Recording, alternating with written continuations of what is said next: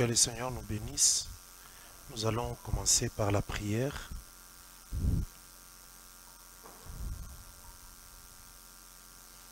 Nous allons dire merci à Dieu pour ce soir et lui recommander ces moments entre sa main qui nous oriente pendant ces moments de partage. Prions au nom de Jésus-Christ. Bénissons ton nom Jésus-Christ, nous te glorifions parce que tu es le Dieu de grâce. Tu mérites l'honneur, la gloire et la puissance. Sois loué Seigneur parce que tu nous accordes ces moments de nous approcher de nous. Au nom de Jésus-Christ. Sois élevé Seigneur Tout-Puissant pour ton amour et ta grâce. Que tu nous orientes Père très saint. Afin que ton amour et ta bonté Seigneur nous couvrent.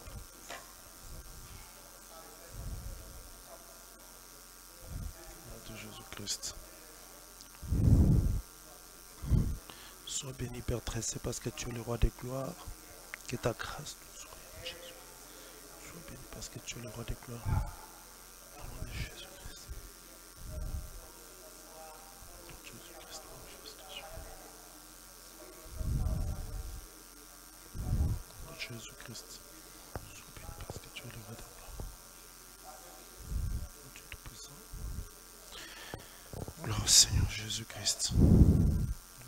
Par ta grâce, Père très saint, Jésus-Christ. Nous allons encore prier, nous allons demander que le Seigneur nous aide et nous oriente afin que la connaissance augmente par ces moments que nous passons ensemble, que sa grâce nous permette que nous puissions encore monter dans la connaissance. Prions au nom de Jésus-Christ.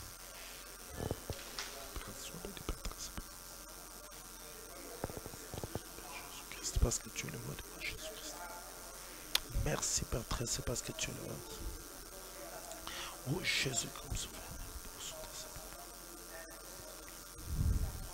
Oh Dieu de grâce, sois béni Jésus-Christ. Oh Père, sois béni Père Saint. Oh Dieu, oriente-nous Jésus-Christ parce que tu es le roi. Sois élevé Père très saint. Une portion qui le reste verge faux. Sois béni votre hôtel dans les jours. Chant des sons tout puissant, sois béni parce que au nom de Jésus-Christ. Amen. Que le Seigneur vous bénisse. Nous sommes dans notre cinquième séance de partage sur le livre de Lévitique. Nous allons, par la grâce de Dieu, faire un effort pour terminer le deuxième chapitre aujourd'hui. Depuis la séance passée, on a commencé le chapitre 2 qui nous parle de l'offrande des farines ou bien l'offrande végétale. Le chapitre 1, nous avons vu l'offrande de l'Holocauste qui était l'offrande des animaux, ou soit l'offrande de l'animal et puis l'offrande d'oiseaux. Chapitre 2, c'est l'offrande végétale, l'offrande des farines et puis l'offrande des épis. Amen. Mon souci quand nous partageons ces choses, c'est que vous puissiez arriver à la connaissance, à la compréhension des prophéties qui sont dans ces livres. Le livre de Lévitique, c'est un livre prophétique. Jésus-Christ lui-même a dit dans Matthieu que la loi et les prophètes ont prophété jusqu'à Jean. Donc ça veut dire Lévitique aussi est en train de prophétiser. Quand nous lisons le livre de Lévitique, nous sommes en train de lire des prophéties. Mais les prophéties ne s'arrêtent pas seulement à la lecture. Les prophéties, on doit voir quand est-ce que ça s'est accompli. Quand est-ce que la prophétie s'est accomplie. C'est ça le grand souci. Et nous ne pouvons pas expliquer l'accomplissement des choses dans Lévitique par nos propres pensées. En disant, bon, comme il est dit ceci, je pense que ça peut être ceci. Non, non. La prophétie s'explique par les Écritures. Amen. Jésus-Christ lui-même, quand il est venu comme prophète, il a dit que ce qu'il était en train de faire avait déjà été prescrit. Voilà pourquoi tous ceux qui écrivaient, vous allez constater que surtout Matthieu, Marc, Luc et Jean, ils disent toujours Jésus fit telle chose afin que s'accomplisse ce qui avait été écrit par les prophètes. Amen. Il avait dit telle chose, il a fait telle chose afin que s'accomplisse ce qui avait été dit par les prophètes. Donc Jésus était venu, c'était pour accomplir la loi, accomplir les prophéties de la loi. Amen. Et puis, il y a des choses qui se faisaient pendant que lui-même, lisons un peu, regardez Matthieu. Je vais expliquer quelque chose ici dans Matthieu. Matthieu, je vais prendre chapitre, c'est chapitre 2 ou chapitre 1. Matthieu.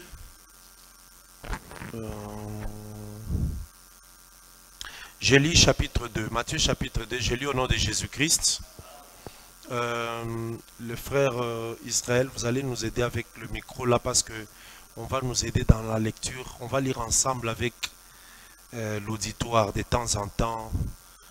Alors, Matthieu chapitre 2, regardez le verset 13. Lorsqu'ils firent partie, voici un ange du Seigneur apparut en songe à Joseph et dit, lève-toi, prends le petit enfant et sa mère, fuis en Égypte et restez-y jusqu'à ce que je te parle. Car Hérode cherchera le petit enfant pour le faire périr. Joseph s'éleva, prit des nuits le petit enfant et sa mère et se retira en Égypte. Il resta jusqu'à la mort d'Hérode afin que s'accomplisse ce que le Seigneur avait annoncé par les prophètes. J'ai appelé mon fils hors d'Égypte. Quel prophète avait annoncé ça? Osée. Donc, ici, Jésus était encore petit. Mais ces mouvements, c'était l'accomplissement de ce que les prophètes avaient déjà dit. Donc, vous voyez que toute la vie de Jésus, même quand il avait l'âge d'un bébé, bien que nous connaissons que lui, Jésus, l'âge d'un bébé dans le corps, mais en réalité, c'était Dieu. Alors, tout ce qu'il faisait, c'était accomplir ce que les prophètes avaient déjà annoncé. Alors, c'est pour dire que les livres de Lévitique, c'est les livres du culte, les livres de l'adoration. Alors, tout ce qui se passe là-dedans, ce sont des choses qui ont déjà été annoncées, mais que Jésus devait venir accomplir. C'est comme ça que nous avons commencé avec le Lévitique en parlant de Lévi. Lévi, c'est un fils de Jacob, mais Jésus est venu comme le véritable Lévi pour accomplir ce qu'on avait déjà écrit concernant Lévi. Jésus aussi est venu pour attacher l'homme et la femme. Comme Lévi aussi à sa naissance, sa mère avait dit, cette fois-ci mon mari s'attachera. Donc vous comprenez, Jésus aussi comme Lévi est venu attacher le mari à la femme comme église, et puis le Seigneur comme son époux, c'est Jésus qui est venu attacher. En termes de l'offrande d'Holocauste, nous avions expliqué que l'offrande de l'Holocauste, c'est l'offrande de l'animal, et Jésus-Christ est le véritable animal. Toi, tu es prédicateur, tu ne peux pas rester avec la pensée que Jésus est seulement l'agneau. Mais nous disons que Jésus est aussi la chèvre, les chevreaux, le veau, les bœufs, tout ça. Jésus aussi est l'oiseau. D'ailleurs, la preuve, c'est que les jours où le Saint-Esprit descendait, il est descendu sous une forme corporelle comme une colombe. Or, nous savons que la colombe, c'est toujours l'Esprit. L'Esprit, c'est le Seigneur. Amen. Voilà. Donc, voilà un peu la pensée dans l'accomplissement. Je pense que le chapitre 1, vous tous, vous l'avez bien maîtrisé, bien compris. Il n'y a rien qui peut vous échapper. Aujourd'hui, quelqu'un peut vous apporter une question qui concerne le jabot, les ailes qui n'étaient pas détachées. Toutes ces choses-là, pourquoi les plumes, on devait enlever les jabots avec ces plumes, tout ça, vous pouvez maîtriser sans même tenir la Bible, en disant à la personne qui te pose la question, lis dans ta Bible ce qui est là et tu lui donnes des explications. Amen. Alors, la séance passée, nous avons commencé les chapitres 2 et nous étions arrivés jusqu'au verset 6. Alors, un bien-aimé va nous lire d'abord le chapitre 2 du premier verset jusqu'au verset 6. Très rapidement. Prends les micros. Qui peut nous faire la lecture très rapidement? Le micro est là, disponible, du verset 1er au verset 6. Oui, frère Junior, prenez, faites la lecture rapidement. Donc nous avions fait cette lecture et on a expliqué premier verset jusqu'au verset 6. Lévitique chapitre 2, du premier verset au 6e verset, nous lisons au nom de Jésus-Christ. Amen. Lorsque quelqu'un fera à l'Éternel une offrande en don, son offrande sera des fleurs de farine. Il versera de l'huile dessus et il y ajoutera de l'encens. Il l'apportera au sacrificateur, fils d'Aaron. Le sacrificateur prendra une poignée de cette fleur de farine, arrosée d'huile, avec tout l'encens, et il brûlera cela sur l'autel comme souvenir. C'est une offrande d'une agréable odeur à l'Éternel. Ce qui restera de l'offrande sera pour Aaron et pour ses fils. C'est une chose très sainte parmi les offrandes consumées par le feu devant l'Éternel. Si tu fais une offrande de ce qui est cuit au four, qu'on se serve de fleurs de farine, et que ce soit des gâteaux sans levain pétris à l'huile et des galettes sans levain arrosées d'huile. Si ton offrande est un gâteau cuit à la poêle, il sera des fleurs de farine pétries à l'huile sans levain. Tu le rompras en morceaux et tu verseras de l'huile dessus. C'est une offrande. Amen. Voilà. Donc c'est jusque-là que nous sommes arrivés à la séance passée. Nous avons expliqué que quand on parle de la farine, vous devez comprendre que la farine parle aussi d'un corps. Mais c'est un corps qui commence d'un endroit vers un autre. Qui commence par le grain. Et puis il faut savoir ici d'abord que la farine dont on parle ici, c'est la farine de blé. Parce qu'on parle de la fleur de farine. Attention, vous pouvez avoir la farine de blé, mais dans cette farine-là, il y a une portion qui n'est pas la fleur de farine. Parce que la fleur de la farine, c'est la farine, mais qui est bien raffinée. La farine la plus fine. Amen. Ça, c'est une précision qu'il faut bien avoir. Donc, on prend le blé, on moud, mais quand on moud, la farine doit être vraiment fine. On peut moudre, mais la farine a un endroit où il y a de boules. Mais la fleur de farine, c'est la farine la plus fine. Cette meilleure partie de la farine, c'est ça ce qu'on appelle la fleur de farine. Amen. Ok. Alors maintenant, la farine représente un corps parce que c'est la même farine qui deviendra pâte et qui deviendra pain. Or, le pain, c'est le corps. Amen. Voilà. Alors, dans l'offrande des farines, il faut d'abord savoir que il y avait deux types d'offrandes dans cette offrande des farines. On devait faire les gâteaux ou soit la galette. Le verset 4 nous dit que si c'est une offrande qui est passée par le four, on doit se servir de la fleur de farine, que ce soit des gâteaux sans levain, pétris à l'huile et des galettes. Donc quand vous faites des pains, disons, quand vous utilisez la fleur de farine, il faut que vous puissiez faire les gâteaux et les galettes. Est-ce que nous comprenons? Mais il y a la différence. Dans les gâteaux, il faut, pendant que vous êtes en train de faire la pâte, vous mélangez directement avec l'huile. C'est ça ce qu'on dit que gâteau pétri d'huile. Pétri, ça veut dire malaxé pour faire la pâte. Mais au même moment, on met de l'huile.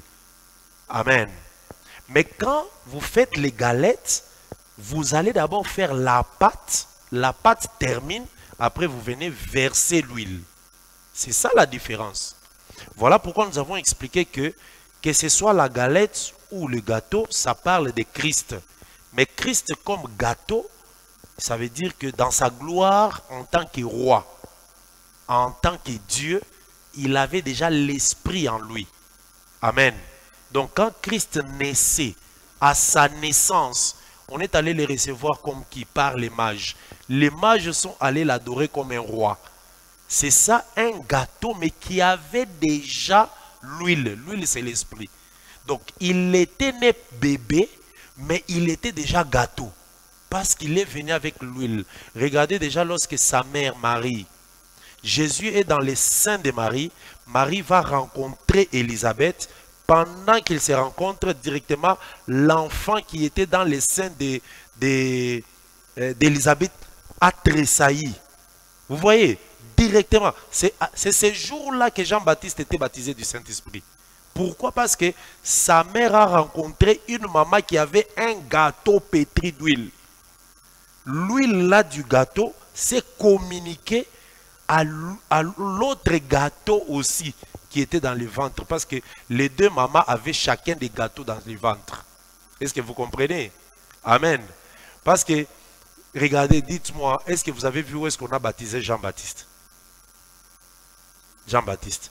Il était baptisé depuis le sein de sa mère. C'est ainsi qu'on avait dit par l'ange que cet enfant aura déjà l'esprit dès le sein de sa mère.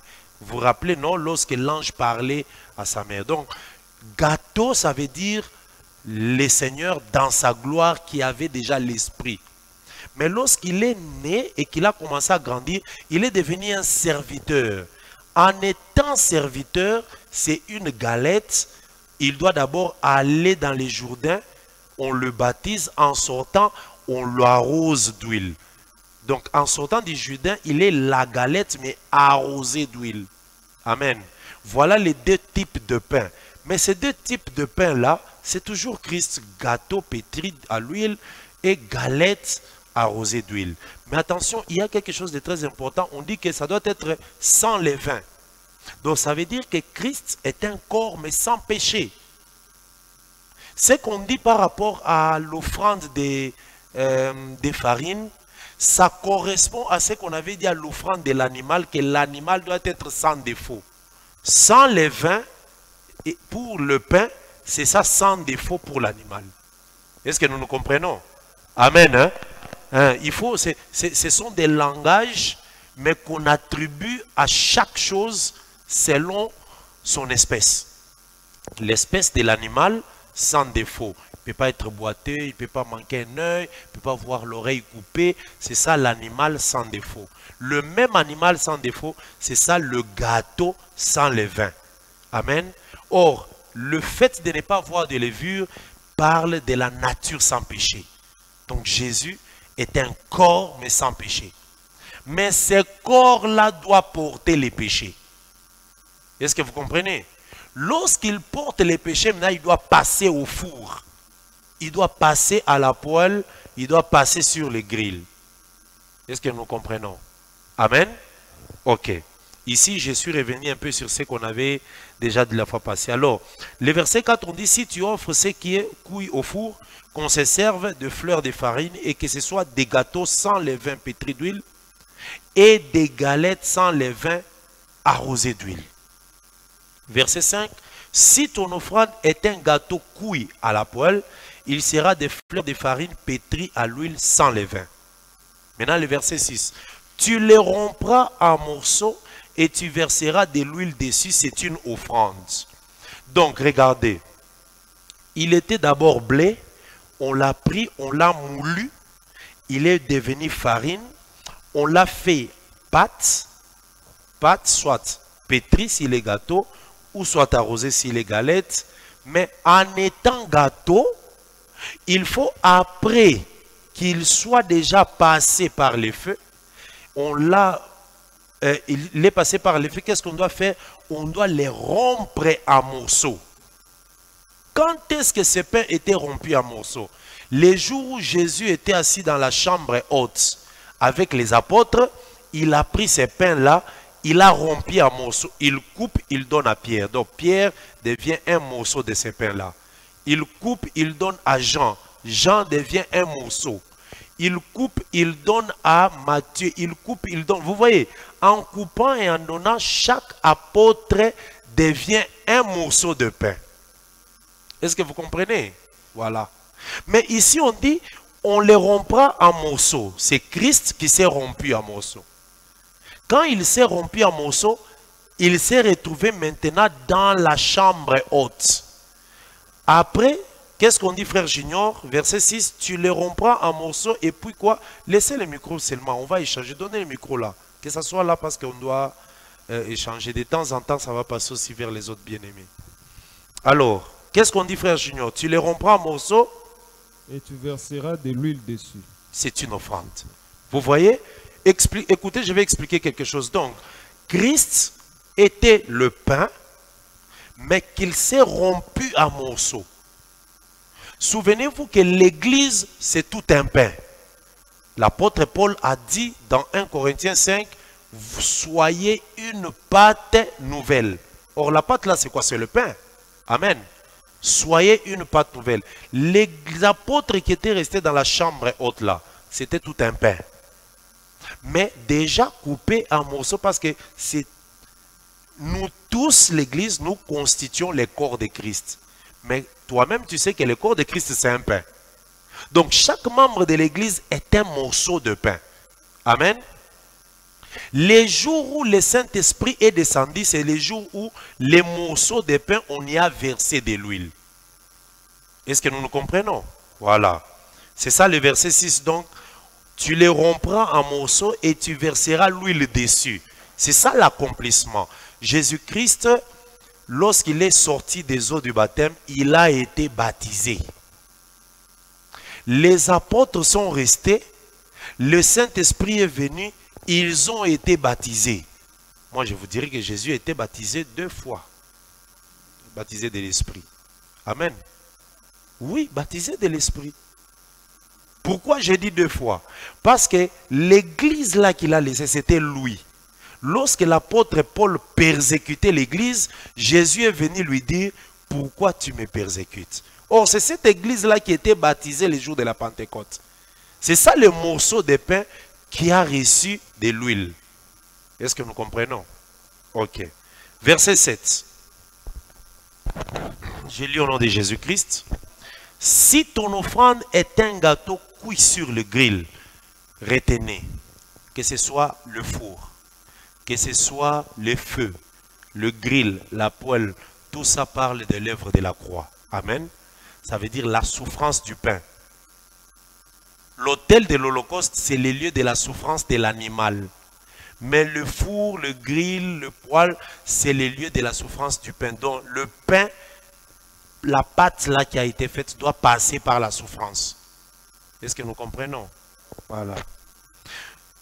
Alors, le verset 7, si ton offrande est un gâteau cuit sur le grill, il sera fait de fleurs de farine pétries à l'huile. Pourquoi? Parce que c'est un gâteau. On a déjà expliqué ça. Tu apporteras l'offrande qui sera faite à l'Éternel avec ces choses-là. Quelles choses?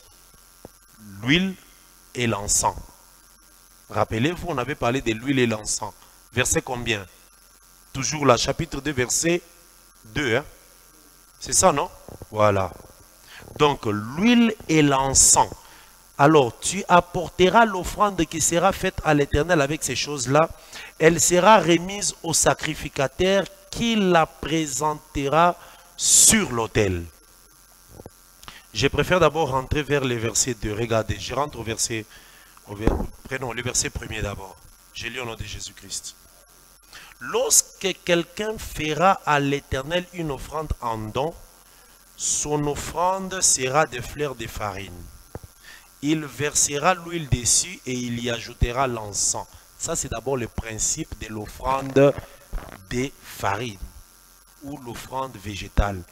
Ça doit être avec la farine et puis on doit y mettre l'huile et l'encens.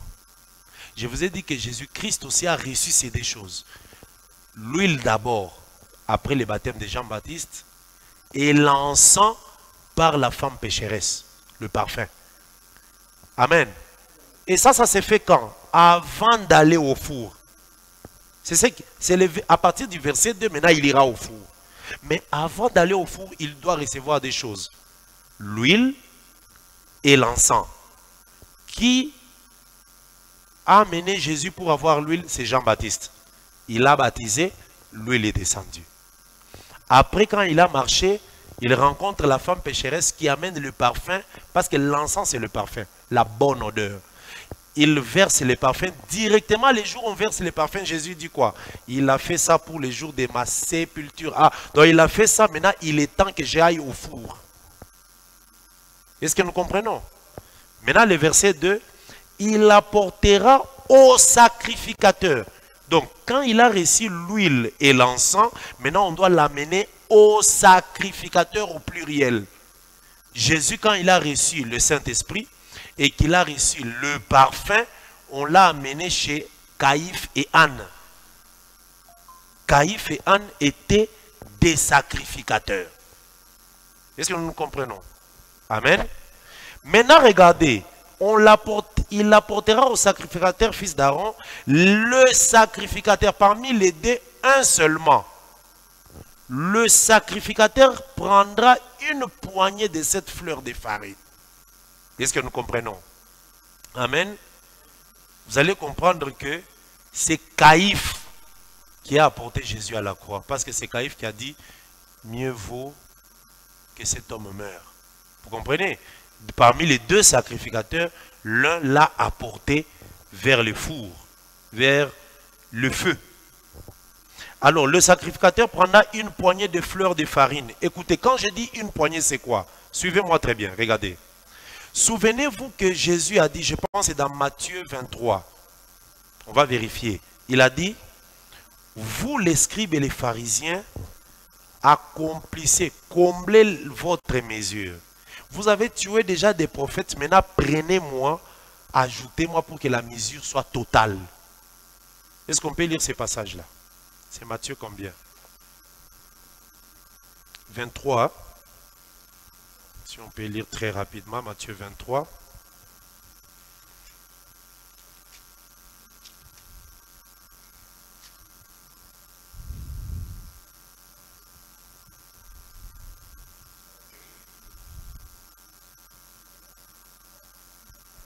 Comblez la mesure de votre Père. Je pense que c'est Matthieu 23, je prends à partir du verset 29. Je lis au nom de Jésus-Christ.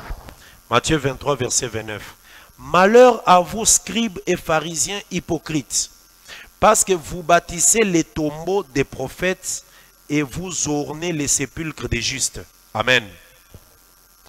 Et que vous dites, si nous avions vécu du temps de nos pères, nous ne serions pas joints à ceux qui ne serions pas joints à eux pour répandre les sangs des prophètes. Vous témoignez ainsi contre vous-même que vous êtes les fils de ceux qui ont tué les prophètes. Comblez donc la mesure de vos pères. Vos pères ont déjà travaillé. Ils ont tué des prophètes. Maintenant, vous venez combler. Ça veut dire, il reste une petite partie. Il y a eu Abel qui est mort. Vous avez tué. À un certain moment, il reste la petite dernière mesure pour que ça soit plein. Prenez-moi, tuez-moi aussi comme vous avez tué votre prophète. Comme ça, vous allez combler la mesure pour que la mesure soit pleine. Je pense que vous comprenez. Comblez donc la mesure de votre Père, de vos pères, serpents, race des vipères.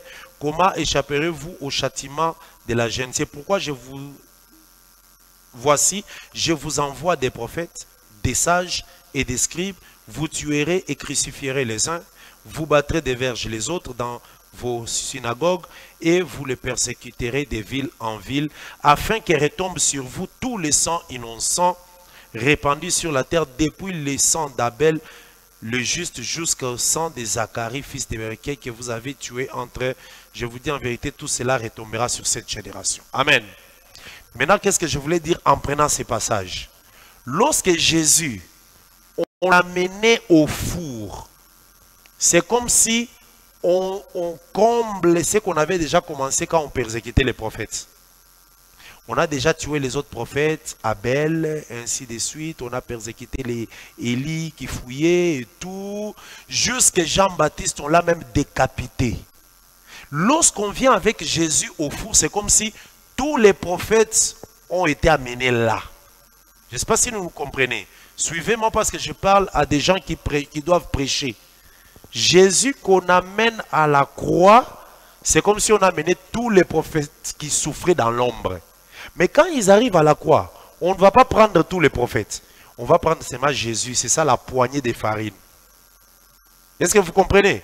C'est cette poignée de farine qu'on va prendre et le reste, la reste.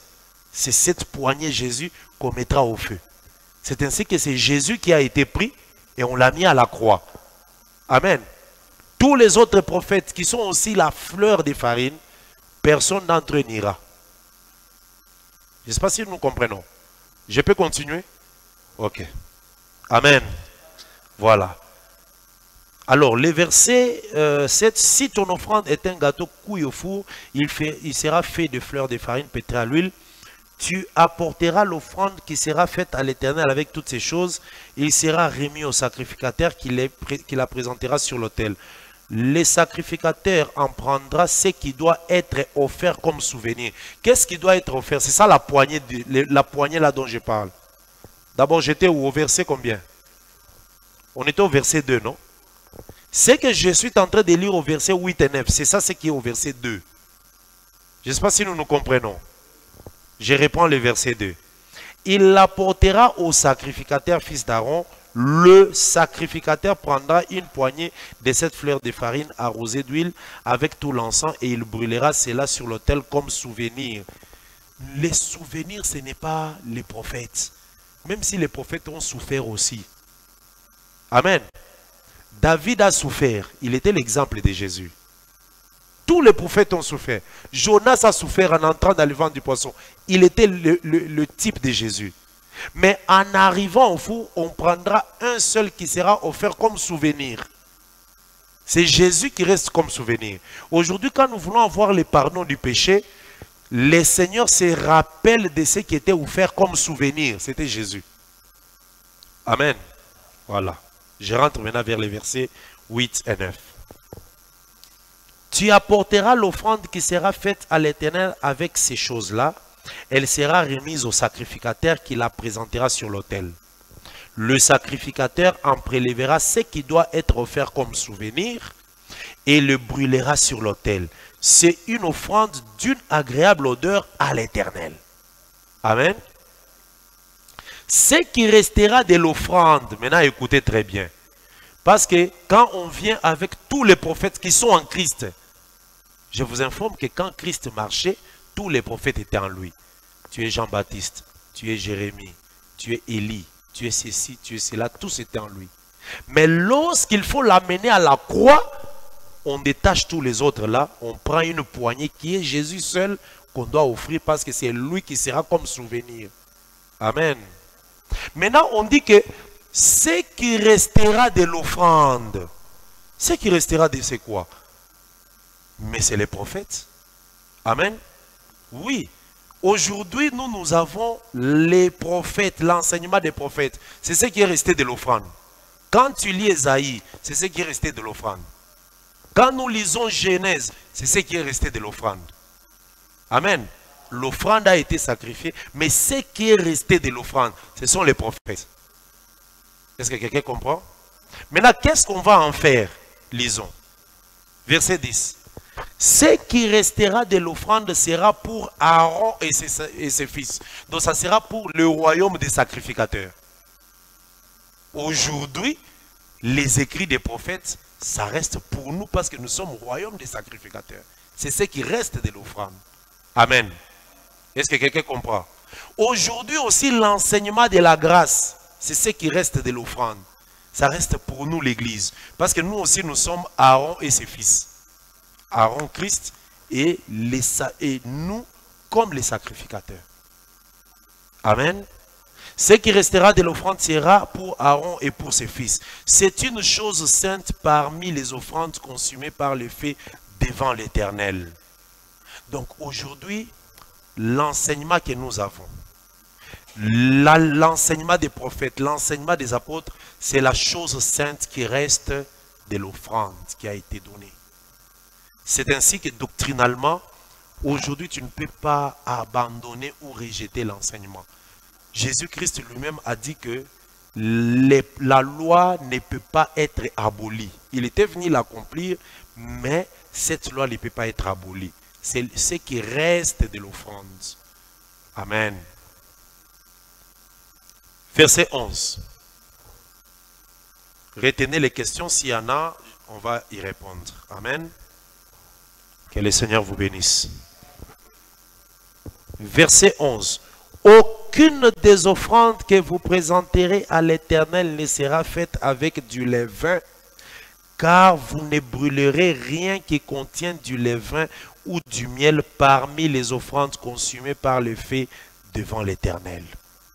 Est-ce que le miel, c'est une mauvaise chose? Non. Mais attention, tout miel ou tout levain n'explique pas la même chose. Parlons un peu du levain. Prenons Matthieu chapitre 13.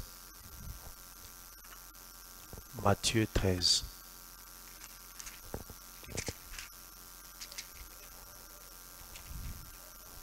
Matthieu 13. Amen. Ok.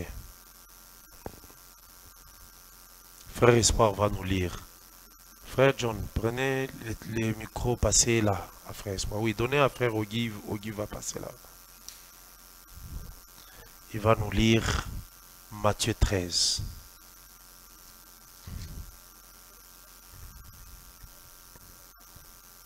Amen.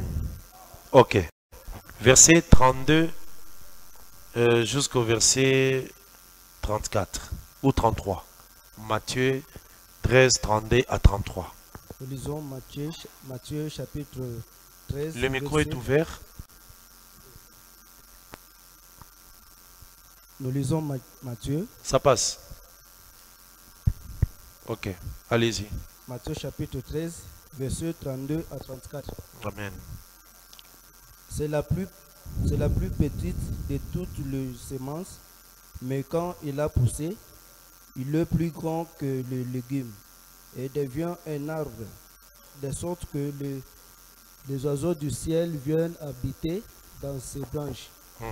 Il leur dit cette autre parabole. Le royaume des cieux est semblable à du levain qu'une femme a pris et mis dans 3 mesures de farine jusqu'à ce que la Pâque soit toute levée. Ok. Vous voyez, Jésus compare les royaumes des cieux à 3 mesures de farine. Est-ce que vous comprenez? Amen. Je réponds.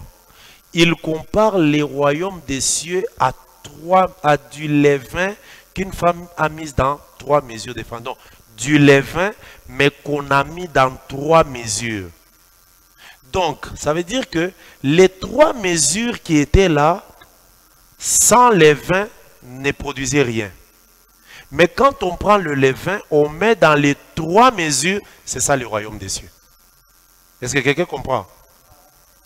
Ici, le levain, c'est l'enseignement de la grâce qui vient expliquer la loi, les psaumes et les prophètes. La loi, les psaumes et les prophètes, c'est ça les 3 mesures de farine. Mais le levain qui vient, qu'on dépose dedans, c'est ce que Christ amène. Il ne vient pas abolir les 3, mais il prend sa parole qui est claire. En principe, ce levain ici, c'est comme le chandelier. Les 3 mesures, c'est comme la table des pains de proposition où il y a le pain. Mais il faut que quelque chose vienne éclairer ce pain-là. Amen.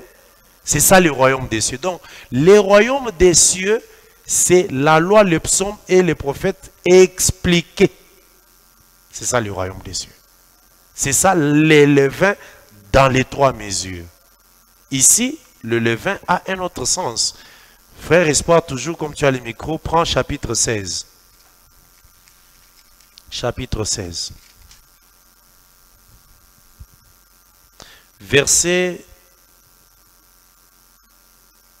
Prends le verset 6. Non, commence au verset 5. Lisons au nom de Jésus. Allez-y. Les disciples, en passant à l'autre bord, avaient oublié de prendre des pains. Ok. Jésus leur dit, gardez-vous avec soin de levain des pharisiens et des sadducéens. Les disciples raisonnaient en eux-mêmes et disaient, c'est parce que nous n'avons pas pris de pain. Jésus l'ayant connu, dit, pourquoi raisonnez-vous en vous-même, gens de peu de foi, sur ce que vous n'avez pas pris de pain? Êtes-vous encore sans intelligence et ne vous rappelez-vous plus le 5 pains des 5000 hommes et combien de paniers vous avez emportés? Ni les 7 pains de 4000 hommes et combien de corbeilles vous avez emportés? Comment ne comprenez-vous pas que ce n'est pas au sujet de pain que je vous ai parlé? Gardez-vous du levain des pharisiens et des sadducéens. Alors il comprit que ce n'était pas du levain du pain qu'il avait dit de se garder, mais de l'enseignement des pharisiens et des sadducéens. Voilà, ici le levain, c'est l'enseignement des sadducéens et des pharisiens. Mais le levain du chapitre 13, c'est la parole de la grâce qui vient expliquer la loi, le psaume et les prophètes. Est-ce que nous comprenons? Amen. Maintenant, si le Seigneur, là-bas, là où nous avions lu, dans les chapitres, dans les versets 11, on nous dit que il ne faut pas que ton offrande puisse avoir du levain. Le levain dont on parle ici, c'est la mauvaise connaissance. Amen. Le faux enseignement. Donc Christ, lui-même, quand il était comme offrande, en lui, il n'y avait rien de faux. Donc aujourd'hui aussi, l'offrande ne peut pas contenir du levain. Amen. Lisons 1 Corinthiens 5. 1 Corinthiens 5. Alors, quand tu prêches, il ne faut pas seulement garder la même pensée en disant, quand on dit l'eau, l'eau c'est le Saint-Esprit, l'eau c'est le Saint-Esprit, l'eau c'est le Saint-Esprit. Non, non, non, non, non. Amen. L'eau peut parler aussi de la parole. L'eau peut parler aussi du diable. Quand le diable viendra comme des fleuves d'eau, l'Esprit les mettra en fuite. Amen. L'eau aussi peut parler d'un enfant de Dieu. Un enfant de Dieu comme l'eau. Jésus-Christ comme l'eau. Amen. Ok. Alors, 1 Corinthiens chapitre 5 nous dit quoi? Verset 6.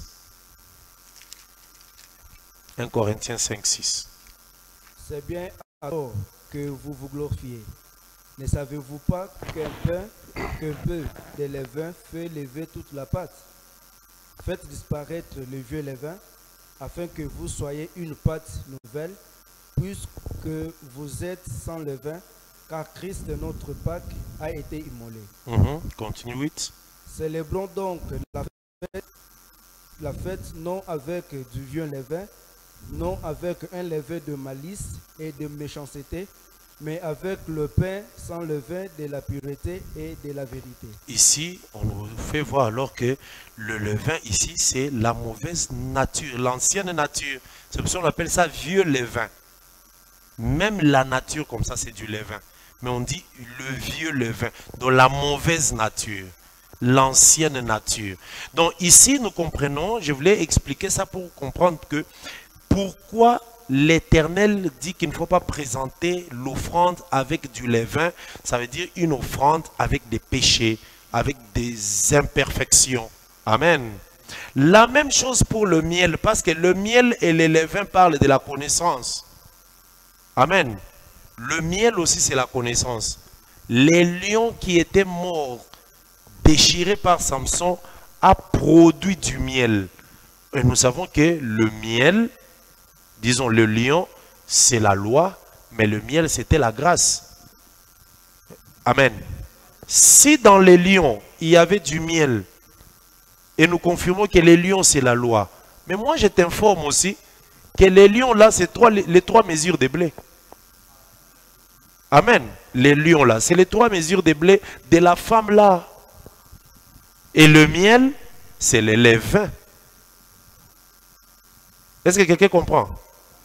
Je vais encore bien expliquer. Je vois le frère Yav qui me regarde, il se pose la question si on va où. Écoutez, le lion qui a été déchiré, en lui, il y avait le miel.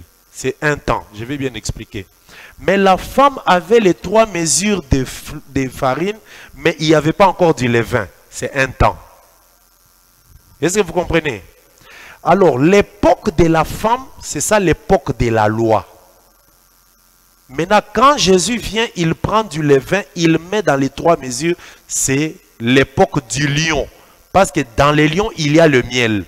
Maintenant, quand Samson tient les lions, il prend le miel. C'est cette époque où nous avons la loi, mais là-dedans, nous en prenons l'explication. L'explication, c'est ça le miel. Mais à l'époque de la femme, il y avait la loi sans explication. C'est pour cela que la femme est venue mettre du levain. La femme, là, c'est Christ. La femme, c'est Christ qui met du levain dans les 3 mesures. Mais nous devenons Samson qui prend du miel dans les lions. Est-ce que quelqu'un comprend? Amen. Ok. C'est pour cela qu'on dit le miel et le levain ne doivent pas être dans l'offrande. Même le miel ici, c'est la mauvaise compréhension. Si vous prenez 1 Samuel chapitre 14, la Bible nous dit que Jonathan avait pris un bâton. Il a puisé le miel au bout et il a mangé. Dès qu'il a mangé, les yeux se sont ouverts. Donc le miel, c'est l'explication.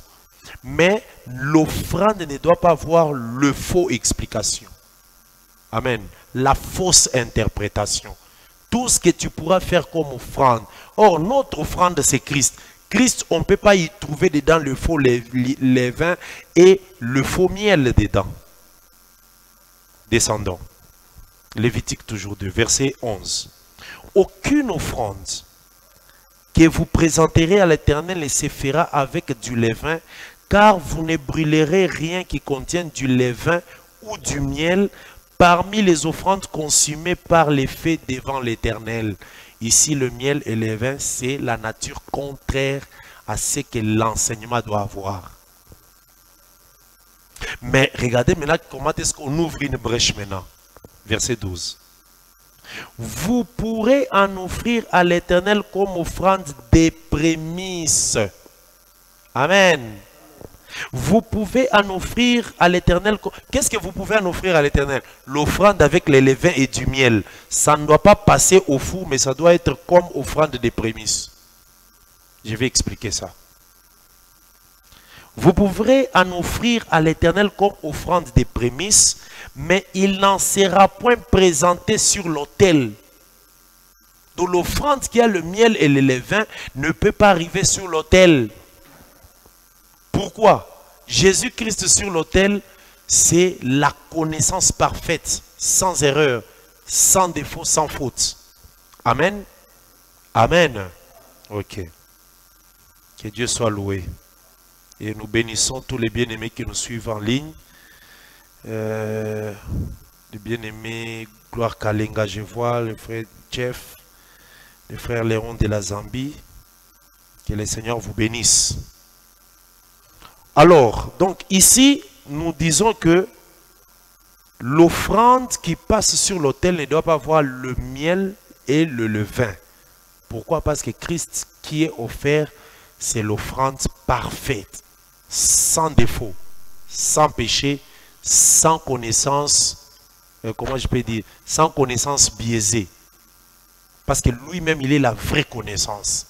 Le miel ici et le levain parle de ce qui est contraire à l'enseignement. Mais alors, si tu veux l'offrir avec le miel et le vin, ça doit être comme offrande des prémices. Pourquoi des prémices? Parce que le prémisse appartient à Dieu. Amen. Le prémisse appartient à Dieu. Ici, je vais entrer dans les prémices parce qu'on va y arriver. L'offrande des prémices, c'était la première offrande du champ. Ici, nous sommes en train de parler de l'offrande végétale, l'offrande qu'on a qui vient du champ. La farine vient du champ. L'holocauste, c'est différent. L'holocauste venait du troupeau. Amen. Et les oiseaux, je ne sais pas si c'est de la basse-cour. Mais ici, ça venait du champ. Or, le champ produit toujours les prémices. C'est comme cela. Comme c'est un produit de champ, on refuse qu'on y mette le levain et le miel ailleurs, quand il passe sur le four. Mais comme offrande des prémices, il peut être accepté par Dieu. Je vais expliquer l'offrande des prémices. Lisons d'abord. Verset 13. 12, on dit, vous pourrez en offrir à l'Éternel comme offrande des prémices, mais il n'en sera point présenté sur l'autel comme une offrande d'une odeur agréable. Tu mettras du sel sur toutes tes offrandes. Tu ne laisseras point ton offrande manquer du sel, signe de l'alliance de ton Dieu. Sur toutes tes offrandes, tu mettras du sel. Amen. Toute offrande de fleurs de farine qui doit passer par le four, il faut mettre du sel. C'est ici que doctrinalement, nous avons vu des choses qu'il faut utiliser quand on fait le pain de la Sainte Seine. Est-ce que vous comprenez? le pain de la Sainte Seine, on doit trouver la farine, on doit trouver de l'eau, l'huile et le sel. Amen. Amen. Donc ce sont des choses qui constituent le pain. Parce que même l'offrande de la Sainte Seine que nous mangeons, c'est le pain de la Sainte Seine, c'est une offrande. Parce que c'est Christ. Amen. Ok. Alors, dans l'offrande de prémices, allons dans Lévitique 23, regardez. Parlons des prémices pour quelques instants. Lévitique 23.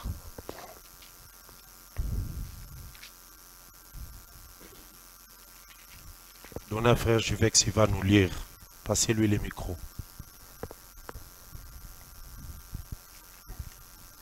Lévitique 23.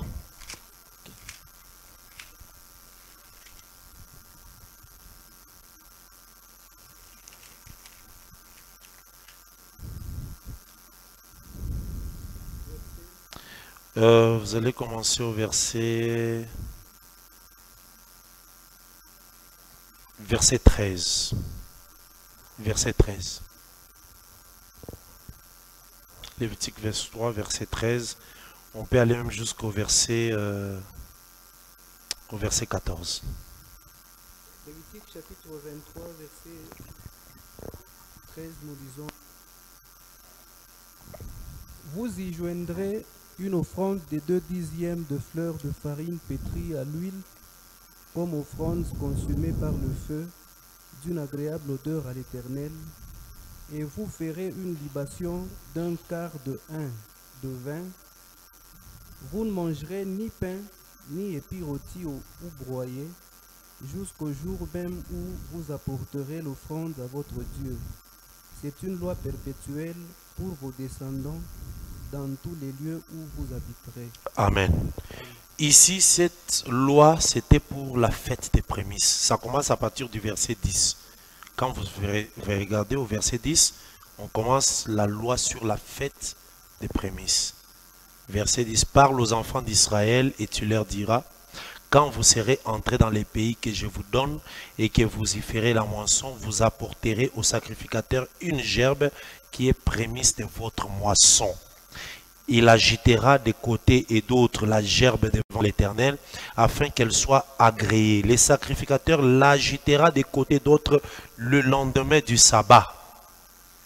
Les jours où vous agiterez la gerbe, vous offrirez en holocauste à l'Éternel un agneau d'1 an sans défaut.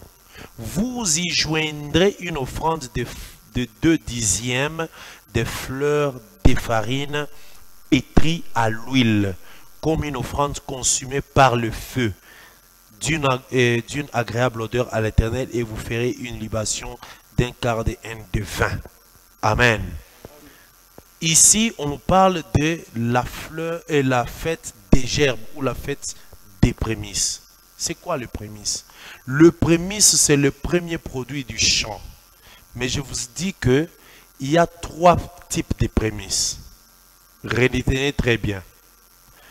Le premier prémisse, c'est d'abord Christ lui-même. Ça veut dire l'Église ou le monde comme les champs. Le Seigneur a d'abord pris Christ comme prémisse. Il l'a enlevé. Christ est parti. Lorsque Christ part, c'est le prémisse. Le reste des champs, c'est nous l'Église. Parce qu'il y a le prémisse qu'on cueille d'abord.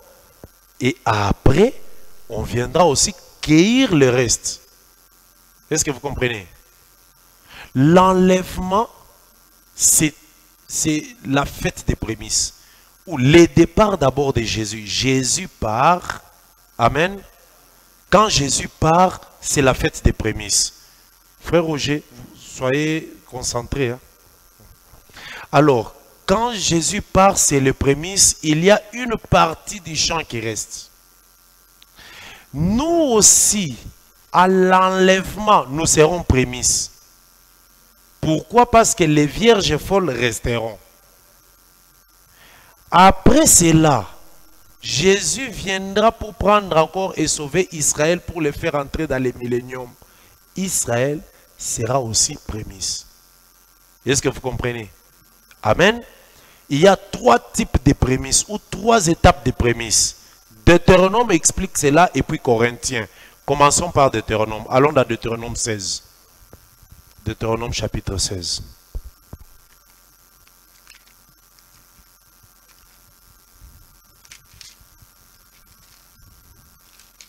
Deutéronome 16.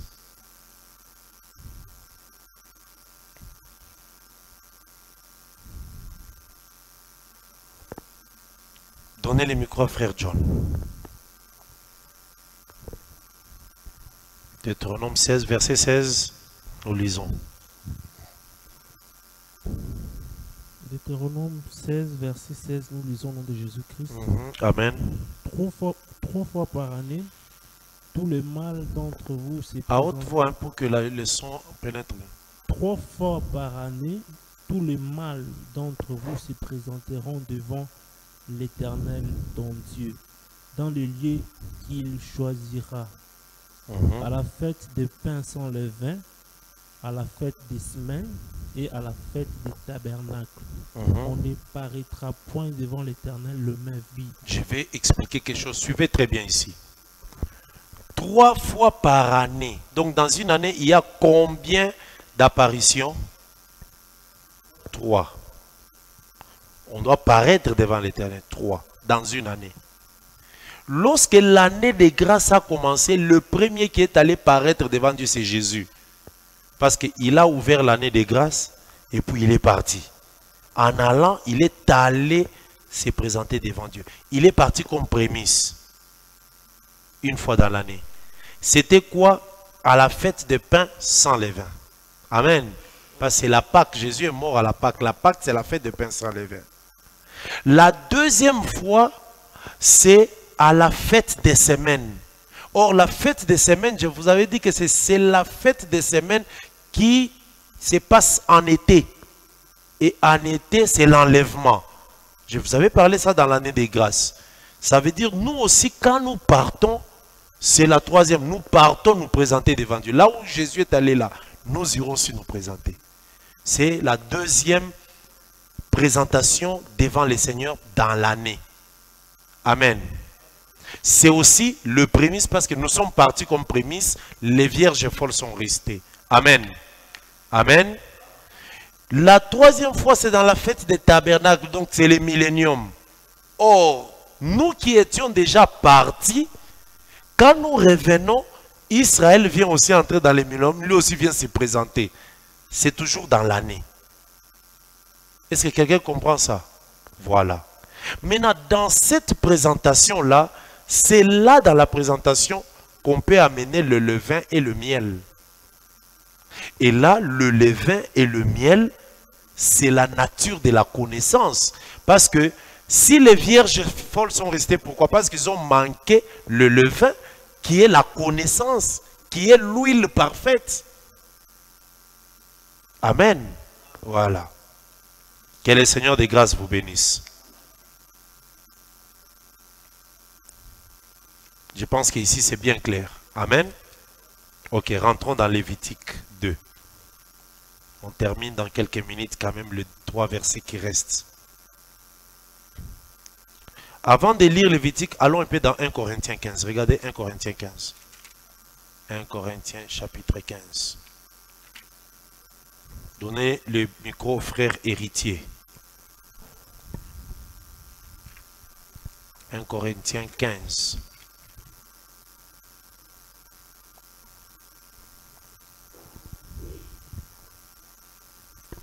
À partir du verset 21.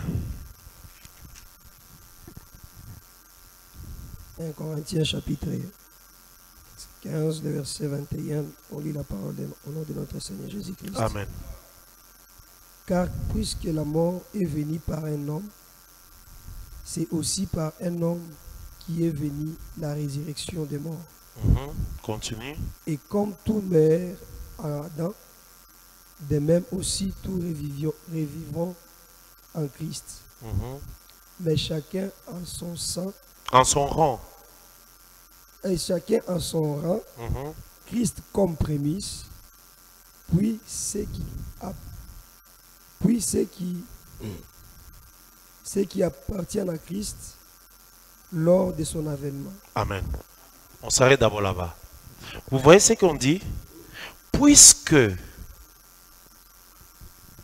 tous meurent en Adam, de même aussi tous revivront en Christ. Mais chacun en son rang. Amen. Les rangs là dont on parle là, c'est ça les tours des rôles des prémices. Christ comme prémisse, il est parti. Maintenant, l'Église en son rang, il apparaît aussi lors de l'enlèvement. Israël aussi viendra lors du millénium. Tous en son rang. Nous étions tous morts dans Adam, mais en Christ nous revivons. Maintenant, nous allons commencer à apparaître comme des prémices, mais tous en son rang. Amen. Ok. Rentrons dans Lévitique 2. Nous étions alors au verset 12. Tu mettras du sel sur toutes tes offrandes. Tu ne laisseras point ton offrande manquer du sel. Le sel, c'est le signe de l'alliance. Si aujourd'hui, nous avons la vie en Christ, c'est à cause de l'alliance. Cette offrande-là, c'est ce qui permet qu'il y ait alliance entre nous et le Seigneur et l'éternel Dieu. C'est cette offrande-là. Le fait qu'il y a le sel, c'est le signe de l'alliance. Ça parle de l'alliance et ça parle de la saveur. Amen. Sans sel, je vais vous expliquer, suivez bien. Sans sel, Dieu n'agrée pas l'offrande.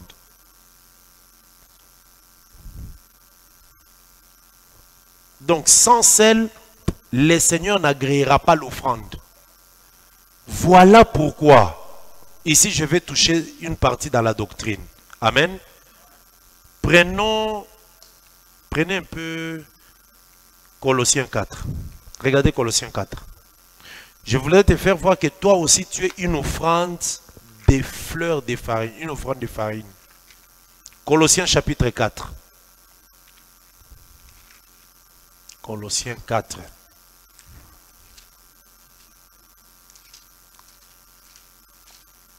Je lis au nom de Jésus-Christ. Colossiens 4. Je commence au verset 5 jusqu'au verset 6. Conduisez-vous avec cesse envers ceux du dehors et rachetez les temps. Que votre parole soit toujours assaisonnée de grâce et accompagnée de grâce et assaisonnée de sel. Est-ce que vous comprenez? Est-ce que vous comprenez? Que votre parole soit toujours accompagnée de grâce et assaisonnée de sel, afin que vous sachiez comment il faut répondre à chacun. Donc ça veut dire nous aussi, nous devons avoir en nous du sel. Là tu es une offrande. S'il n'y a pas du sel en toi, tu n'es pas une offrande. Amen. On parlera de ces choses aussi. Je vais expliquer ça, l'offrande ayant du sel, un jour. Amen. Si tu n'as pas le sel, tu ne seras pas agréé parce que Dieu, regardez, le Seigneur, regarde, le Seigneur avant de prendre l'offrande et l'accepter, il fait ça. Comme nos mamans quand ils préparent. Amen. Hein, il fait vraiment ça, il goûte. Et coquité. Amen. Quand on regarde ta nature, ici je touche la doctrine, on regarde ta nature dans ton langage, tu blesses toujours les gens. Tu fais toujours mal. Dans ton langage, il y a toujours l'orgueil. Quand Dieu fait ça, il goûte sans que Mungu ait au kokate. Amen. Alors il te demande que tu puisses... Et puis on dit assaisonner. Assaisonner, ça veut dire...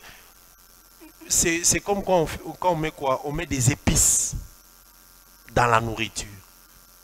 Amen. Deuxième passage, Matthieu 9. Regardez Matthieu chapitre 9. Je crois que c'est Matthieu 9.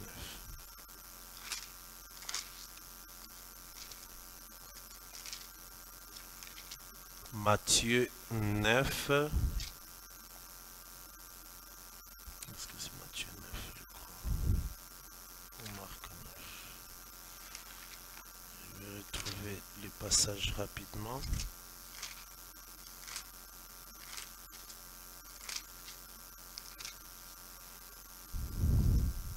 Non, c'est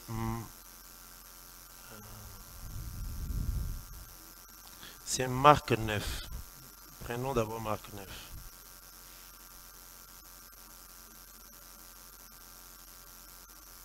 Marc chapitre 9.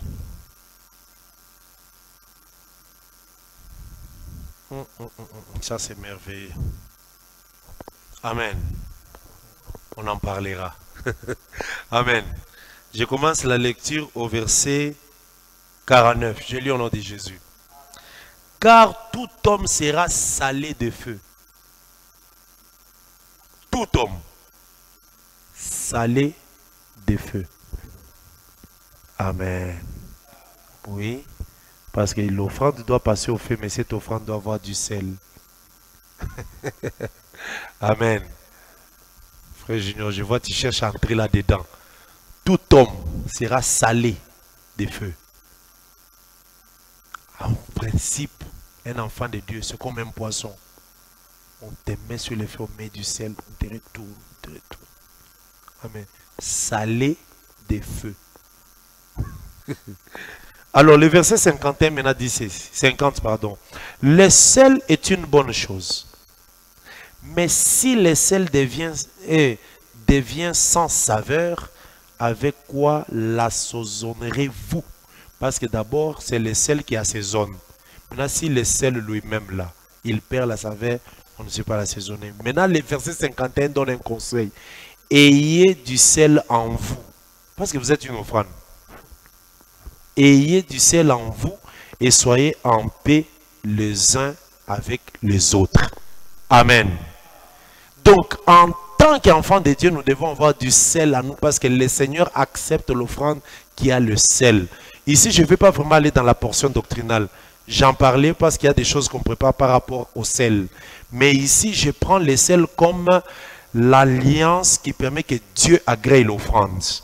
S'il n'y a pas le sel, ça veut dire qu'il n'y a pas alliance entre Dieu et cette offrande-là. Alors nous aussi, en tant que des hommes des offrandes, nous devons avoir du sel en nous pour que nous soyons agréés. Amen. Que le Seigneur vous bénisse. Terminons le verset 14. Je lis au nom de Jésus. Ici, je lis du verset 14 au verset 16 parce que c'est toujours l'offrande végétale, mais des prémices. Verset 14, je lis au nom de Jésus. Si tu fais à l'Éternel une offrande de prémices, tu présenteras des épis nouveaux. Condition. Là-bas, c'était l'offrande de la fleur de farine. Pâte. On fait la pâte, on fait les pains. Mais ici, l'offrande des prémices, tu présenteras des épis nouveaux, rôtis au feu et broyés, comme offrande de tes prémices. Donc quand tu veux apporter l'offrande des prémices de quoi? Prémices des céréales. Parce qu'il y a l'épi. L'épi c'est comment on dit? L'épi c'est les corps, mais qui portent par exemple des maïs tout autour. Vous comprenez? Qui portent des grains tout autour. C'est ça l'épi. Maintenant si tu veux apporter ça en offrande, tu dois présenter ces épis-là, que ce soit des épis nouveaux, parce que c'est l'offrande des prémices. Ça doit d'abord être rôti au feu, et puis broyé. Amen. Verset 15, tu verseras l'huile dessus.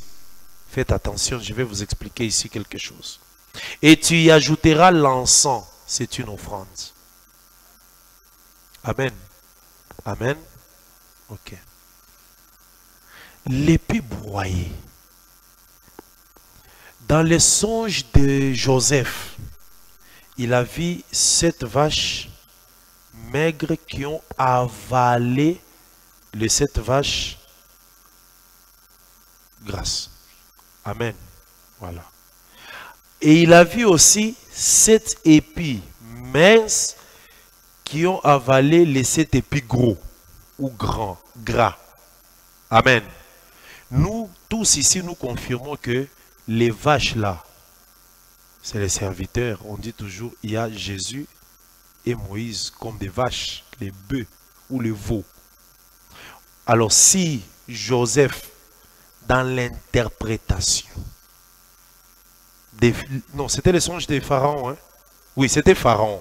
Pharaon qui a vu les songes et Joseph est venu lui dire que ce que tu as rêvé là, c'est la même chose. Les 7 vaches parlent de cette année.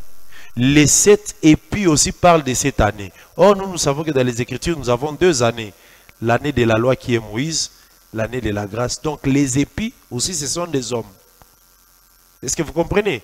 L'épi, c'est un homme. Alors, si tu veux amener l'épi, parce que la terre, c'est le champ. Quand Dieu a planté, le premier épi qu'il voulait donner comme premier, c'est Jésus. Je ne sais pas si vous comprenez. Il est venu dans son champ, il a cueilli Jésus comme épi. Mais c'est un épi nouveau. Et cet épi-là doit passer au feu. Mais le feu ici, attention, je vais d'abord dans le premier sens. Retenez très bien, le feu ici, c'est les Jourdains. Est-ce que tu crois que les Jourdains, c'est le feu? Vous ne croyez pas? Mais il y avait l'autel dans les... Vous avez oublié que dans les Jourdains, il y avait l'autel. Amen. Oui, Josué avait placé l'autel dans les Jourdains. Cet autel servait à quoi? À quoi sert l'autel? Mais c'est pour sacrifier quelque chose, non? Vrai ou faux? Maintenant, écoutez, je vais vous scandaliser. Qui a sacrifié? C'est le sacrificateur Jean-Baptiste. Jean-Baptiste est sacrificateur.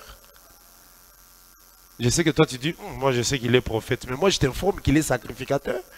Il est de la tribu de Lévi. Comment toi tu vas nier qu'il est sacrificateur? Jean-Baptiste est de la tribu de Lévi. Moi j'entends toujours les gens dire, Jean-Baptiste est prophète, il est prophète. Oui, il est prophète, mais il est aussi sacrificateur. Il est le premier, avant que les gens ne prennent l'agneau. Lui avait déjà pris l'agneau. Il a sacrifié dans les Jourdains, sur l'autel de Josué. C'est tout un enseignement. Amen. L'autel de Josué, mais c'est Jean-Baptiste qui est venu y sacrifier. Donc quand Jésus sort de l'eau, c'est l'épi qui sort du feu. Amen. Après maintenant, on doit les broyer. Est-ce que quelqu'un comprend? Quand on l'a broyé, il est devenu les morceaux de l'épi. C'est ça l'église. Et puis on doit y verser de l'eau. De l'huile, pardon. C'est ça la descente du Saint-Esprit. Amen. Vous voyez que ce sont les mêmes démarches. Et Dieu répète les mêmes choses. Il en parlait côté farine, maintenant il en parle côté épi. Amen. Est-ce que quelqu'un comprend ces choses? Amen. Ok. Il est passé au feu et broyé.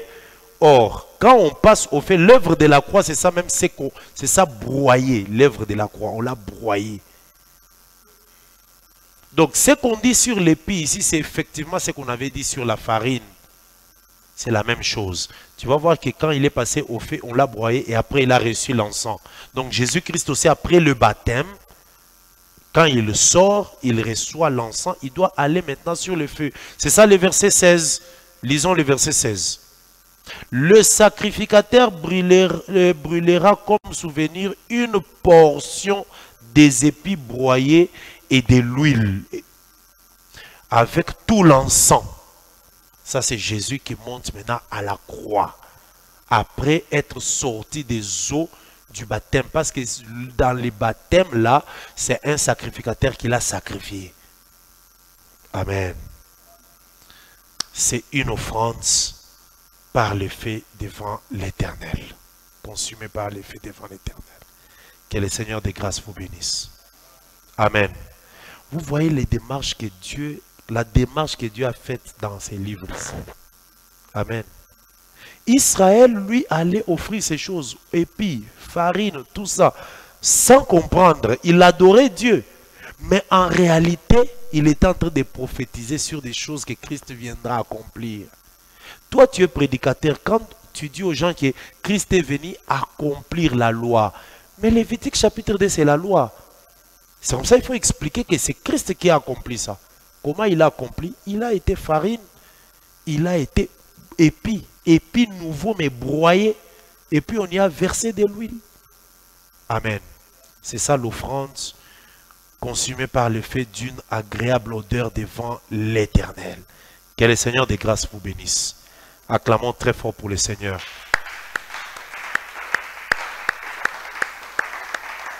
Amen. Que Dieu soit loué. 2 ou 3 questions qu'on peut prendre aujourd'hui. Ça peut être par rapport à l'Holocauste ou les livres de Lévitique, ou soit l'offrande de l'oiseau, l'offrande des fardeaux, tout ce qu'on a déjà vu. S'il y a une question, on peut y répondre très rapidement. Que le Seigneur vous bénisse.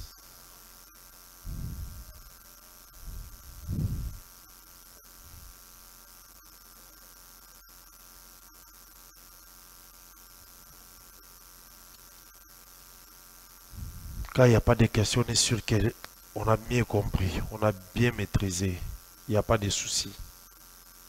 Amen.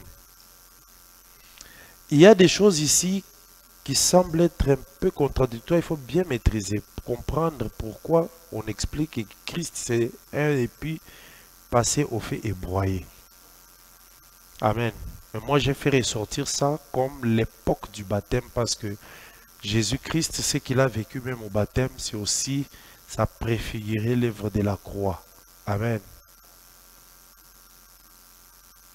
Je n'ai pas vu là où on avait enlevé l'autel que Jésus avait mis dans les Jourdains. Donc Jésus, quand il entrait là, c'était Jean-Baptiste qui partait comme sacrificateur pour les sacrifier.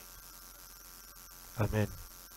Non, mais je veux... Oui, vous riez, mais je vous dis que c'est la vérité. La preuve d'ailleurs, quand Jésus est entré dans l'eau, il est mort, non? Mais oui. Quand l'offrande passe à l'autel, il meurt. C'est en sortant qu'il est ressuscité. C'est pour ça qu'on dit que la mort et la résurrection de Jésus. D'ailleurs, c'est quand il est ressuscité. Parce que ce qui s'est fait à la croix, il est mort et puis 3 jours après, il est ressuscité. Et on lui a donné le nom et il est devenu fils. Parce qu'il était enfant, il est devenu fils. Mais dans les Jourdains aussi, la même chose. Il est mort, il est sorti. Dès qu'il sortait, voici mon fils bien-aimé. Amen.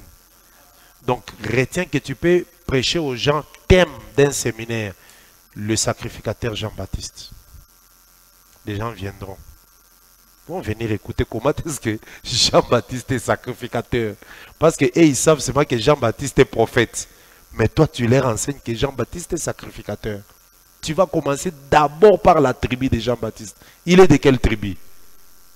Sa mère Élisabeth, son père Zacharie. Zacharie, sacrificateur. Sa mère, sacrificateur, parce que sa mère est cousine à Marie. Marie est de la tribu de Lévi. Donc Jean-Baptiste est de la tribu de Lévi. Et vous, vous allez lui refuser d'être sacrificateur. Il est de la tribu de Lévi. Amen. Amen. Jésus, il est de quelle tribu? Jésus, il est de quelle tribu? Pardon? Il est de quelle tribu? Oui, mais lesquels? Voilà. Il est roi et sacrificateur. Jean-Baptiste, lui, est prophète et sacrificateur. D'ailleurs, si on dit en réalité Jésus est de la tribu de Juda, est-ce qu'il est de la tribu de Juda? Physiquement parlant, il est de la tribu de Juda. Si nous confirmons qu'il est de la tribu de Juda, donc Joseph c'est son père. Amen. Joseph c'est son père. Et ici, je risque d'avoir des problèmes avec Hébreu. Hébreu qui dit que s'il était vraiment sur la terre, il n'allait pas être sacrificateur parce qu'il vient d'une tribu qui n'est pas... Oh papa, comment ça? Comment il n'allait pas être? Parce que lui, il vient de sa mère qui est Lévi. Sa mère est de Lévi et Lévite.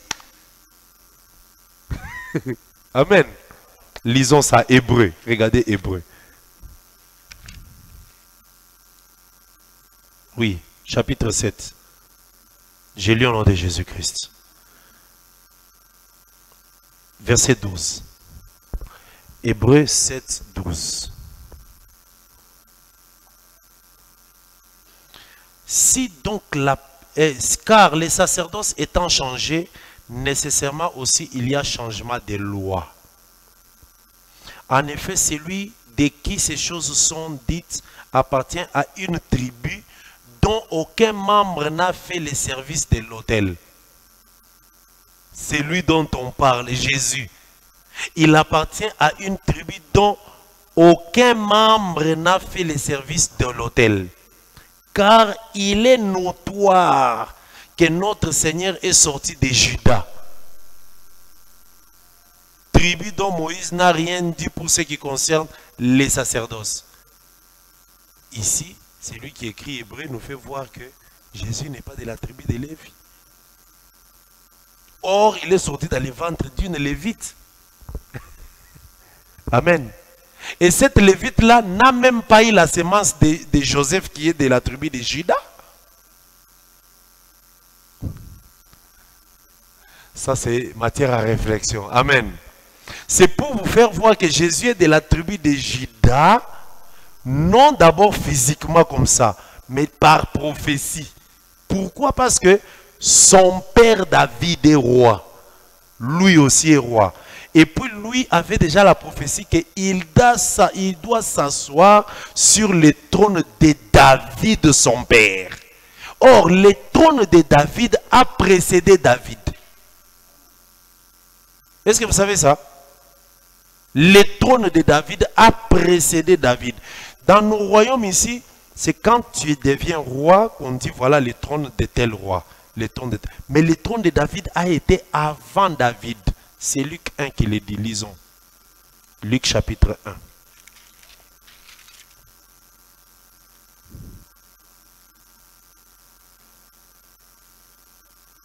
Je lis au nom de Jésus-Christ. Luc chapitre 1, verset 30. L'ange lui dit, ne crains point, Marie, car tu as trouvé grâce devant Dieu. Et voici, tu deviendras enceinte et tu enfanteras un fils et tu lui donneras le nom de Jésus. Il sera grand et sera appelé fils du Dieu très haut, car le Seigneur Dieu lui donnera le trône de David son père. Il régnera sur la maison de Jacob éternellement et son règne n'aura point de fin. Vous voyez, le trône de David là, c'est un trône éternel.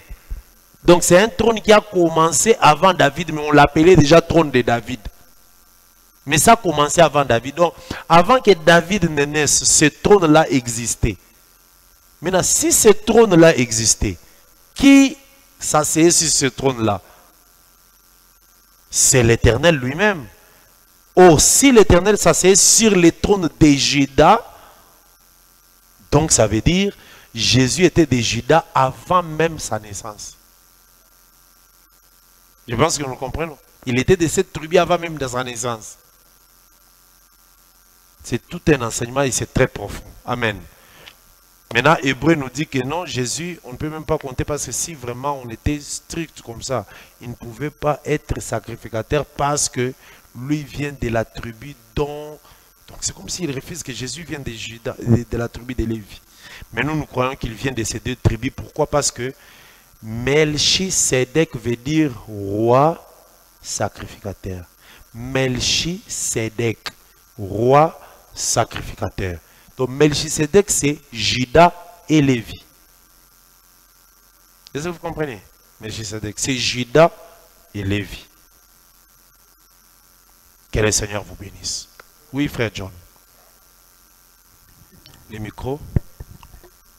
Oui, docteur, merci pour la parole. Élevez un peu la voix pour que le son Oui, soit... merci pour la parole. J'ai juste une question dans Lévitique 23. Vous avez soulevé la pensée de la fête des prémices. Dans la fête des prémices, on voit la gerbe qui est agitée des côtés. Là, on comprend que la gerbe, c'est Christ qui devrait être agité aussi des deux côtés. Maintenant, Christ en tant que prémisse, on voit comme il était agité des deux côtés. Maintenant, nous qui est l'Église, et Israël aussi, on a touché dans 1 Corinthiens 15. Maintenant, quand est-ce que l'Église devrait être agitée des deux côtés? Est-ce que ça sera de la même façon que Christ a été agité ou bien Nous, on ne sera pas jeté des deux côtés. Non, non. Lorsqu'on fait la récolte pour les prémices, c'est seulement le prémisse là, Christ, qui est agité des deux côtés. Les restes qu'on vient récupérer ne sont pas jetés des deux côtés. Maintenant, dans les cas où nous sommes prémices, en y allant, vous allez voir qu'il y a les deux côtés. Il y a dans l'église là le peuple des nations et le peuple d'Israël. C'est ça aussi l'église qui est agitée des deux côtés. Parce que nous sommes des nations, mais les apôtres et les autres qui seront aussi ressuscités pour aller avec nous dans l'enlèvement, il y a deux côtés. Comme la première gerbe a été agitée des deux côtés, il a fait que dans l'église aussi les deux côtés soient touchés. Je ne sais pas si tu comprends un peu. C'est dans ce sens-là. Amen. Maintenant, du côté Israël. Oui, du côté Israël, la même chose, parce que Israël, il est d'abord lui-même l'ombre et la réalité. Donc, il typifie quelque chose et il est aussi la réalité de cette chose-là.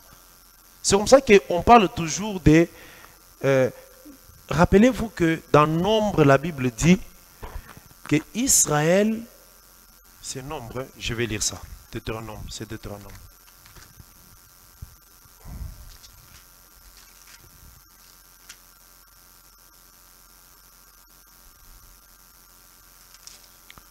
Deutéronome,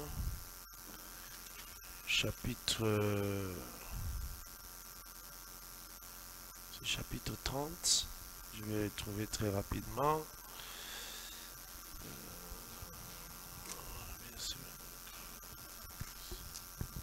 Oui, c'est 30.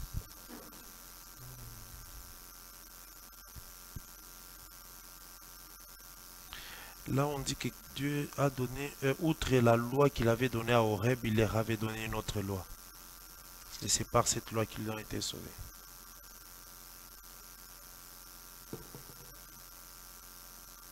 Donc ici, je voulais juste épingler que Israël obtient la faveur de ce que nous avons dans la loi et dans la grâce. Et c'est à cause du travail de la gerbe là. Parce que la gerbe fait le travail pour tout ce qui est du côté de la loi et tout ce qui est du côté de la grâce. Et nous en bénéficions. Israël aussi en bénéficie. C'est à cause de l'agitation des deux côtés de la première gerbe que nous bénéficions et Israël aussi en bénéficie. Donc les effets de cette agitation en profitent et à nous et à Israël. On ne peut pas dire qu'Israël n'est pas agité des deux côtés. Si, il a agité des deux côtés parce qu'il a aussi... Je vais retrouver vraiment ces passages-là. Outre la loi qui a été donnée...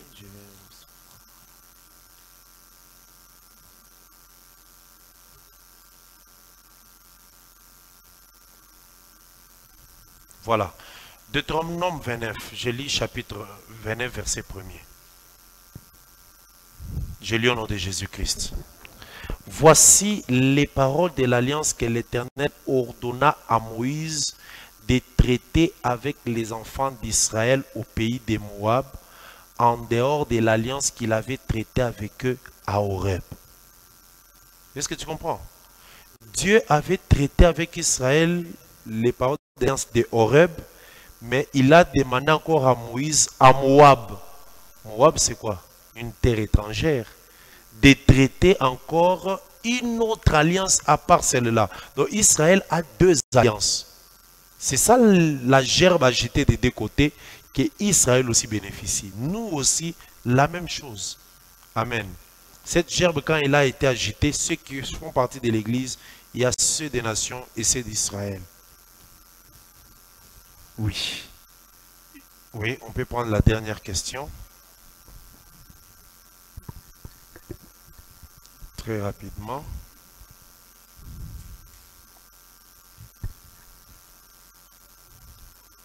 Je voulais juste, papa, poser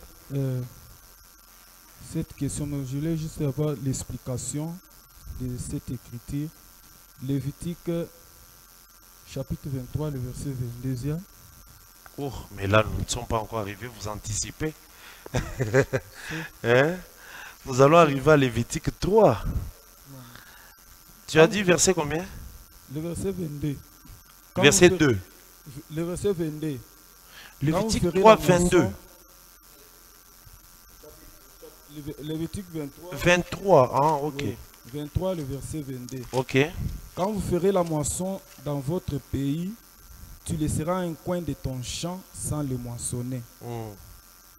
Et tu ne ramasses pas ce qui reste à glaner, tu abandonneras cela aux pauvres et à l'étranger. Je suis l'Éternel votre Dieu.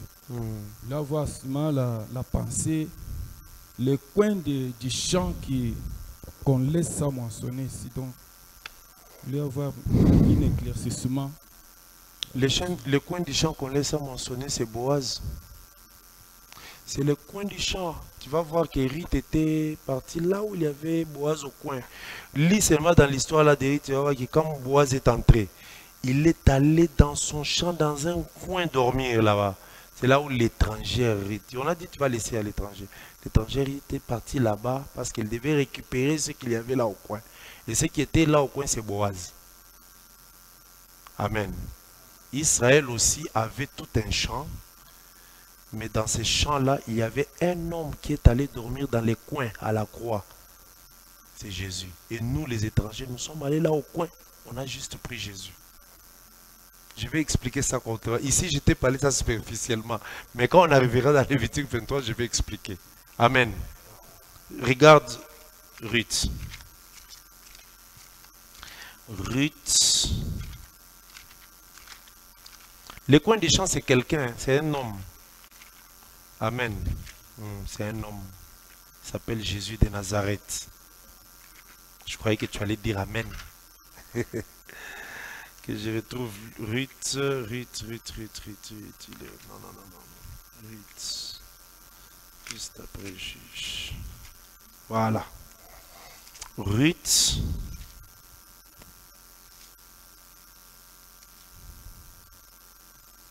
Ruth chapitre 3. Amen. Ruth chapitre 3. Regarde, j'ai lu au nom de Jésus-Christ. Verset 1er. Naomi, sa belle-mère, lui dit: ma fille, je voudrais assurer ton repos afin que tu fusses heureuse. Et maintenant, Boaz, avec les servantes duquel tu as été, n'est-il pas notre parent? Voici, il doit vanner cette nuit les orges qui sont dans l'air. Lève-toi et oins-toi, puis remets tes habits et descends dans l'air. Tu ne te feras pas connaître à lui jusqu'à ce qu'il ait achevé de manger et de boire. Est-ce que tu sais que manger et boire, c'est faire la volonté de Dieu? Jésus a dit ça aux apôtres quand ils étaient allés chercher à manger. Il est resté avec la femme samaritaine. Quand on lui amène à manger, il dit: ah, moi j'ai déjà mangé quelque chose. C'était quoi? Non, faire la volonté. Donc Boaz aussi, quand on dit manger, boire, ça veut dire c'est Christ qui doit faire la volonté. Or la volonté, c'est mourir à la croix. Amen. Ok. Verset 4. Et quand il se sera couché, Jésus s'est couché où? À la croix. Tu observeras les lieux où il se couche. Tu vois les lieux là? On va expliquer les lieux là. C'est ça ce qui est dans Lévitique 23. Ensuite, va, découvre ses pieds et couche-toi. Il te dira lui-même ce que tu as à faire. Verset 5. Il répondit: je ferai tout ce que tu as dit. Elle descendit à l'air et fit tout ce qu'avait ordonné sa belle-mère. Maintenant, écoute le verset 7. Boaz mangea et but, et son cœur était joyeux. Il alla se coucher à l'extrémité. Tu vois les coins? Tu vois les coins du champ? Voilà. Il alla se coucher à l'extrémité d'un tas de gerbes. Au coin. Qui est allé se coucher? Les propriétaires du champ. Maintenant, l'étrangère à qui on doit laisser le coin là, c'est Ruth. Ruth était moabite. Elle était étrangère. Elle est partie seulement dans ces coins-là du champ. Parce que spirituellement, prophétiquement, il fallait que ces coins-là, qu'il y ait quelqu'un. C'est comme ça, nous aussi, Jésus, on le prend dans un coin. Les gens qui cherchent Jésus comme ça partout, ils ne les trouvent pas. Il faut les trouver dans un coin. Les coins là, c'est le coin où Israël nous l'a laissé. Amen. Ok. Ruth vint alors tout doucement, découvrit ses pieds et se coucha au milieu de la nuit cet homme, ainsi de suite. Amen. On arrivera, on expliquera. Donc le coin là, du champ, je dirais même que c'est la rédemption. C'est le coin de la rédemption, là où il y a Christ, où nous les étrangers, nous devons aller pour avoir la vie. Amen.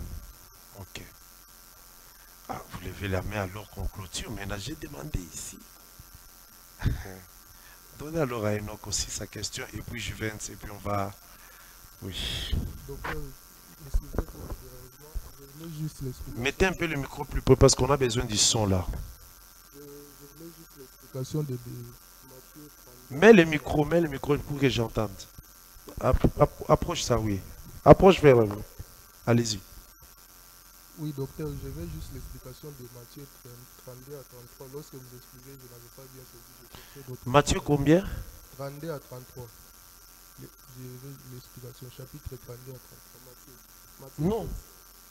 Matthieu 13, du verset 32. Ah, Matthieu 13. Oui, du verset 32 à 33. Ah oui, Matthieu 13, c'est là où on dit que la femme, donc, il y a le royaume des cieux semblable à trois mesures de farine. Comprenez d'abord que la farine, c'est la nourriture du peuple. Et puis la farine, c'était la nourriture principale pour Israël. Maintenant, quand nous parlons de la loi, les psaumes, les prophètes, ce sont des mesures de farine. Tu comprends? La loi, mesure de farine. Le prophète, c'est mesure de farine. Le psaume, mesure de farine. Ces trois mesures-là n'avaient pas encore la vie en elle tant que la femme n'était pas venue. Maintenant, on dit que cette femme, quand elle est arrivée, elle a pris le levure. Elle l'a mis dans les trois mesures. C'est ce qu'on dit que les levures, là, c'est l'explication de ces trois mesures. Maintenant, la pâte a bombé, tu vois. Quand Osée, Jérémie, tous ces hommes-là parlaient, rien n'avait encore bombé. Mais quand Jésus est venu, il a donné l'explication, la pâte a gonflé. En gonflant la pâte, moi je peux prendre cette pâte-là, j'explique ceci, toi tu expliques là-bas, c'est ça la pâte qui a gonflé. Tu comprends? Donc cette femme-là représente Christ, mais qui met l'explication dans la loi, les psaumes et les prophètes. C'est ce que je voulais expliquer. Amen. Ok. On termine avec le frère.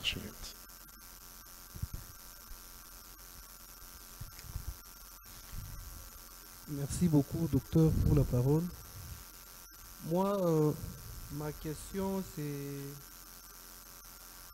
dans Lévitique chapitre 23, par rapport aux trois présentations d'Israël dont vous avez parlé. Si je vous ai bien suivi, vous avez pris, selon 1 Corinthiens chapitre 15, verset 23, nous serons enlevés chacun en son rang. Christ comme prémisse par rapport à l'Église. Ensuite, les vierges sages par rapport aux vierges folles comme prémisse. Mais à Israël, vous avez dit que tout Israël sera aussi présenté dans le millénium. Alors ma préoccupation, c'est à ce sujet. Pourquoi ne pas aussi considérer peut-être les 144 000 comme prémisse du reste d'Israël? Oui, là je parlais par rapport au millénium. Par rapport au millénium, tout Israël va entrer. Parce que je dois d'abord respecter la pensée que les trois présentations, la troisième, c'est la fête des tabernacles. Or, la fête des tabernacles, ce n'est pas seulement les 144 000, c'est tout Israël. Tu comprends un peu? Mais les 144 000 aussi, ce sont les prémices. Ils sont aussi prémices d'Israël. Mais eux, les 144, c'est beaucoup plus par rapport à la mort. Donc, on les arrache des autres qui restent et partent par rapport à la mort, ils sont aussi prémices. C'est ce que Apocalypse 17 dit, qu'ils n'ont pas marché avec, ils n'ont pas, qu'est-ce qu'on dit? Ils ne se sont pas souillés avec les nations, car ils sont des prémices pour l'Éternel. 54 aussi sont des prémices. Amen. Ok, que le Seigneur vous bénisse. Nous allons nous arrêter par ici pour aujourd'hui. C'était important, que Dieu soit loué. Amen. Alors, à tous les bien-aimés qui nous suivent en ligne, nous vous encourageons de suivre de temps en temps ces partages. Nous allons commencer les chapitres 3 la séance prochaine. Nous y allons tout doucement comme ça. Vous allez vous rendre compte quand on arrive vers les chapitres 19, 20, 21, vous dites, maintenant j'ai la base. Parce que Lévitique ici, c'est la base de tout ce que vous allez voir qui se fait dans les autres livres. Tout. Ce qui se faisait à l'époque des rois, à l'époque des sacrificateurs, tout ce que vous allez lire, la base c'est Lévitique. Si tu as bien compris Lévitique, tu comprendras bien la suite. Amen. Et nous avons 27 chapitres, nous allons vraiment y aller. Dieu va nous faire grâce. Amen. Ceux qui nous suivent en ligne, que le Seigneur vous bénisse. Nous vous encourageons à suivre ces partages, à poser des questions même dans le groupe, ou soit sur YouTube, directement en écrivant bien Facebook. Nous allons répondre à vos différentes questions. Que le Seigneur de grâce vous bénisse et que la paix soit avec vous. Nous allons dire merci à Dieu. Remercions-le et recommandons-lui cette nuit. Prions au nom de Jésus-Christ.